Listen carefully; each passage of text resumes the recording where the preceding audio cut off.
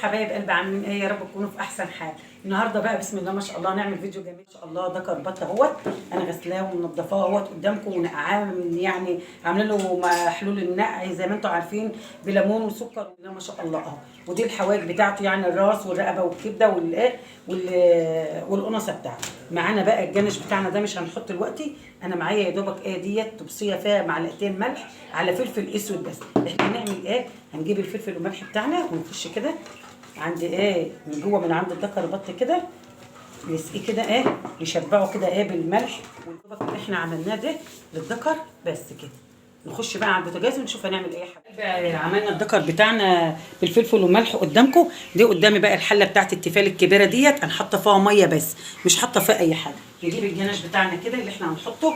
بسم الله الرحمن الرحيم كده نحط معانا ورق لوري اهو حبايب قلبي، قرفه خشب، ليمون مجفف، بهارات السبع بهارات ديت فيها كل حاجه، حبهان، فلفل اسود، ونحط كل الكلام الجميل. حبايب قلبي قرن فلفل مقطعاه جزره كده مقطعاه مكعبات اهيت 4 قطع، وبصلايه اهيت مقطعاه 4 قطع، وطماطم بتاعنا كده بسم الله ما شاء الله اهوت نشيله ونقوم حاطين الدكر بتاعنا كده ايه في الميه تغلي. شوفوا بسم الله ما شاء الله يا حبايب قلبي. بقى وانا بقى طبعا الدكر البط ما ينفعش معاه الا محشي كروم.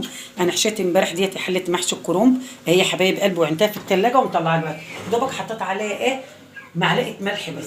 وعندي بقى البنات ما بيحبوش كيس اللحمه ده كان عندي في الفريزر طلعت لهم احمره لهم مع ايه مع المحشي لان هم ما بيحبوش. يا حبايب قلبي بنلوح نحمر اللحمه بتاعتنا هي استوت اهي بنحمرها اهو.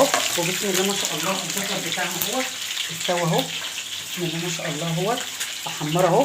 وده المحشي بتاعنا اهو يا حبايبي اهو بسم الله ما شاء الله اهو بقى يا حبايبي اهو يا حبايب قلبي. خلصنا غدانا اهوت بسم الله ما شاء الله قدامكم المحشي اهوت بسم الله ما شاء الله. والدكر بتاعنا اهوت حمرناه اهوت وحمرنا اللحمه بتاعتنا. حبايب قلبي الغاليين بقى ما ينسونوش في اللايك واشوفكم على فيديو جديد باذن الله.